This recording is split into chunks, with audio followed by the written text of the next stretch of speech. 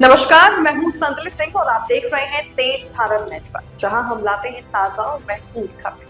चलिए बढ़ते हैं आज की कुछ खास खबरों की ओर। कल आधी रात के बाद नांदेड़ शहर में हुए गैंग वॉर में 3 लोगों की मौत हो गई। घायलों में से एक पर अस्पताल में भर्ती कराते समय चाकू से हमला किया गया। यह गैंग वॉर 2 गैंग साई लाला और अरिजीत सिंह चौहान के बीच हुआ है। ये सभी रिकॉर्ड में क्रिमिनल है और इन पर एमपीडीए के तहत केस दर्ज है।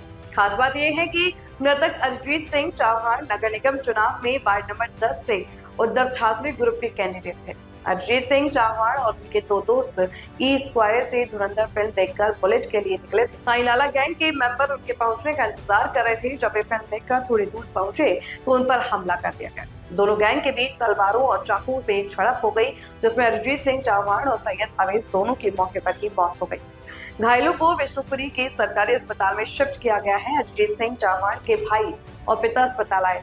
जब घायल मोहम्मद अवैस को अस्पताल में भर्ती कराया जा रहा था, तब अरिजीत सिंह चौहान के भाई ने अवैस पर चाकू से वार किया। इसमें अवैस की मौत हो गई।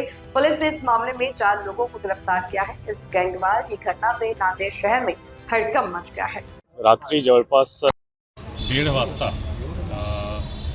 एक जे 2 रायव्हल ग्रुप दिसतो की एक अनिल पंजाबी साई लाला यांचे काही असोसिएट्स ग्रुप्स आणि दुसरी बाजू अरिजीत चौहान असा त्यांचे जे 2-3 मंडळी होता तिथे, तो असा 2 रायव्हल ग्रुप दिसतो ज्यामध्ये की रात्री मारामारी झाली ई स्क्वायर मॉलजवळ आणि त्यामध्ये स्पॉटवर सिरियसली इंजर्ड जे झाला दोन्ही रायव्हल ग्रुपच्या एक इंजर्ड झाला सिरियसली अरिजीत चौहान आणि तसेच दुसरा अरबाज एके जे अरबाज एके साई लाला आणि अनिल पंजाबी ग्रुपचा मेंबर आहे, असोसिएट आहे, त्यांच्यासोबत असतो असा दिसतो।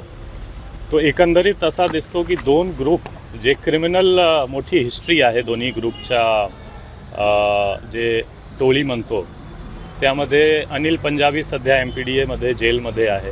साई लालासुद्धा जवळपास 1.5 महिन्यापूर्वी एमपीडीएमधून बाहेर आला होता।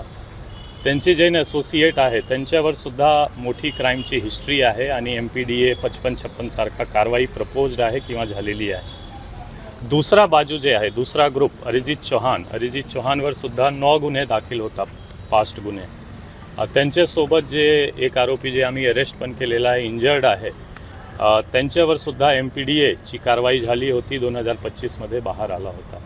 तो एकंदरीत दोन्ही गँगवर मोठी क्राईम हिस्ट्री आहे आणि पोलीस करून जे स्ट्रॉंगेस्ट पॉसिबल प्रतिबंधक कारवाईसुद्धा झालेला होता एमपीडीए आणि हद्दपार सारखा।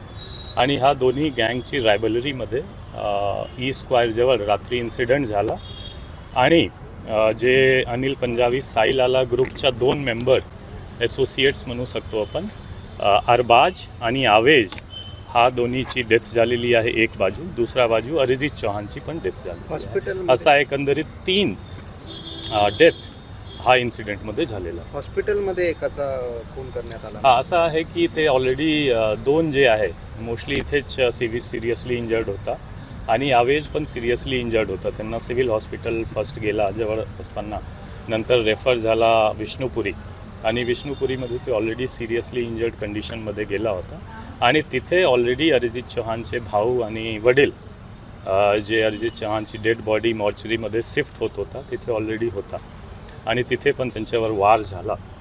तो सिरियसली इंजर्ड ऑलरेडी होता, वार पण झाला आणि सेफ्टी त्यांची पण ट्रीटमेंट दौरान डेथ झाली।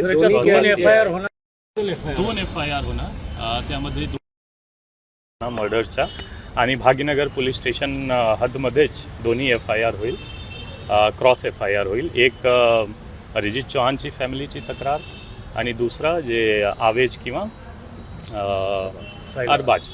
अरबाज हा दोन्हीपैकी एक एफआयआर फिर्याद घेऊन आपण एफआयआर करणार असं। हॉस्पिटलमधल्या इन्सिडेंटचा एफआयआर होणार का? हॉस्पिटलचा इन्सिडेंट काय आहे, आपण स्टार्ट ऑफ इन्सिडेंट जर बघू तो भागीनगर पोलीस स्टेशन ज्युरिस्डिक्शन आहे जिथे इंजुरी झाली आणि सबसिक्वेंट इव्हेंट तिथे आहे, म्हणून आपण स्टार्ट ऑफ जे इन्सिडेंट आहे ते बघतो आणि तो पण एफआयआर भागीनगर पोलीस हे स्टेशन। दोन्ही जे गँग आहेत ते धुरंधर चित्रपट पाहून निघाले होते अशी माहिती। दोन्ही गँग नाही, फक्त 3 जे अरिजीत चौहान आणि त्यांच्यासोबत 2 लोक, हा एक बुलेट गाडीवर गेला होता आणि मूव्ही बघून ते बाहेर आला होता आणि ते जवळपास 1 ते 1:30 वाजे जे शो कंप्लीट होतो त्या वेळ जे आहे त्याच्याच दौरान हा इन्सिडेंट झालेला आहे. काय आरोपी ताब्यात आहेत सर? जवळपास आपण 4 आरोपी आतापर्यंत ताब्यात घेतलेला आहे.